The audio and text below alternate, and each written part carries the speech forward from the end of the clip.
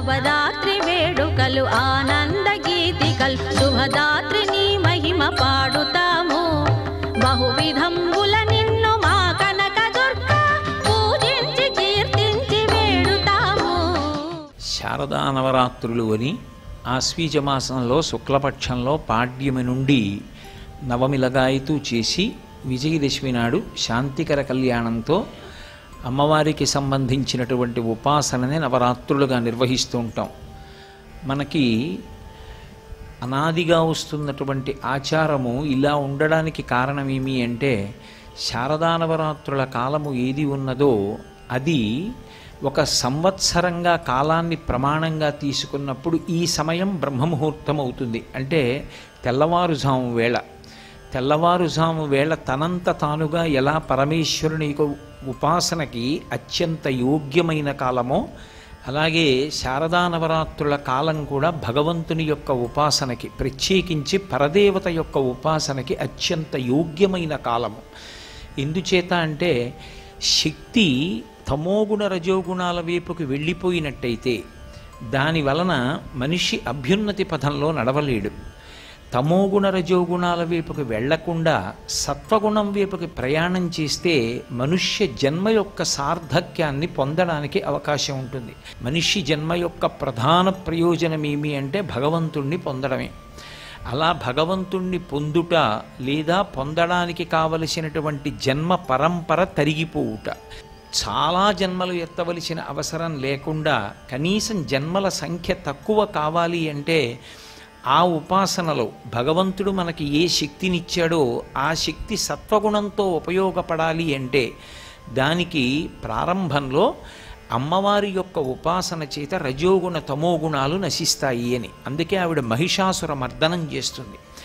అటువంటి తల్లిని ఈ కాలమునందు ఉపాసన చేస్తే ఆవిడ యొక్క అనుగ్రహం విశేషంగా ప్రసరించేటటువంటి కాలం ఈ కాలము. ఎందుచేత అంటే మళ్ళీ అంటున్నాను ఇంకొకసారి, ఒక రోజులో తెల్లవారుజాము కాలం ఎలా భగవదుపాసనకి అత్యంత యోగ్యమైన కాలమో కాలంలో సంవత్సరాన్ని ఒక ప్రమాణంగా తీసుకున్నప్పుడు ఒక రోజుగా భావన చేసినప్పుడు తెల్లవారుజాము కాలం లాంటిదే శారదా నవరాత్రుల కాలం. అందుకే అది ఉపాసనకి అత్యంత యోగ్యమైన కాలం. భగవతి అపారమైనటువంటి కరుణామయి, రెండు అపారమైనటువంటి శక్తివంతురాలు. మీరు ఏ శక్తి పేరు చెప్పండి, ఆ శక్తులన్నీ ఏదో ఒక శక్తిలోంచి ఉత్పన్నమై ఉంటాయి. దానిని ఆదిశక్తి అని పిలుస్తారు. ఇప్పుడు ఈ మైక్ గట్టిగా మాట్లాడాలన్నా విద్యుత్ శక్తి ఉండాలి, దీపాలు వెలగాలన్నా విద్యుత్ శక్తి ఉండాలి, పంఖాలు తిరగాలన్నా విద్యుత్ శక్తి ఉండాలి. ఇన్నిటికీ ఆధారభూతమైనటువంటి ఆ శక్తి ఒకటి ఉంటే ఈ ఉపకరణములన్నీ పనిచేస్తాయి. అలాగే ఆ తల్లి యొక్క అనుగ్రహము ఈ శరీరమునందు ఉంటే ఇది అనేక రకములుగా పనిచేస్తుంటుంది. అసలు దీనికి ఆకలిస్తోంది, ఇందులో పదార్థం అయిపోయింది కాబట్టి ఇంకా కొంత పదార్థం వెయ్యి అని చెప్పగలిగినటువంటి ప్రక్రియ ఒకటి నడవడం ఆరోగ్యం. అందుకే యాదేవి సర్వభూతేషు క్షుధారూపేణ సంస్థిత నమస్తస్యై నమస్తస్యై నమస్తస్యై నమో నమః. ఆ తల్లి ఆకలి రూపంలో శరీరంలో ఉండి నువ్వు తిన్నటువంటి పదార్థం పూర్తయిపోయింది కాబట్టి మళ్ళీ కొంత పదార్థాన్ని వెయ్యి అని అడుగుతుంది.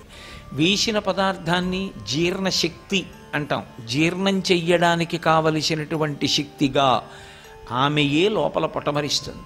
ఒకరికి పాట పాడే శక్తిగా, ఒకరి యందు ఒక మంచి వాద్యాన్ని మ్రోగించగలిగినటువంటి శక్తిగా, ఒకరి యందు కార్యాన్ని దక్షతతో నిర్వహించగలిగినటువంటి శక్తిగా ఆవిడ ప్రచోదనమవుతుంది. ప్రచోదనమై ఆమె ఆయన చేత ఆ కార్యాన్ని సాధింపచేసి ఆయన ఆ కార్యాన్ని సాధించాడు అనేటటువంటి కీర్తిని కట్టపెడుతుంది. అందుకే యశస్విని అని పేరు. ఒక వ్యక్తి ఒక విషయంలో అపారమైనటువంటి కీర్తి పొంది ఉన్నాడనుకోండి, అలా కీర్తి దేని చేత పొందుతాడు అంటే పరదేవత ఆయన యందు ఒక విభూతిగా ప్రకటనమవుతుంది. ప్రకటనమై కీర్తిని ఆయనకి కట్టబడుతుంది. ఎందుకంటే ఆ శక్తి ఎవరికీ కనపడేది కాదు. ప్రకటనమైనప్పుడు మాత్రం ప్రజలందరి యందు ఆయనకున్నటువంటి ప్రత్యేకమైనటువంటి విభూతి అనుభవంలోకి వస్తుంది. ఆవిడ ఇది ఎందుకు చేస్తుంది అంటే ఒక ప్రతిఫలాన్ని ఆశించి కానీ లేదా ఇలా నేను చెయ్యాలి అలా చేయకపోతే ఎలాగా అని కానీ కాదు. ఆవిడ రాశీభూతమైనటువంటి కారుణ్యం. అలాంటి శక్తి ఒకటి ఉన్నది అని తెలుసుకుని నమస్కారం చేస్తే చాలు, ఆవిడ ప్రసన్నురాలైపోతుంది.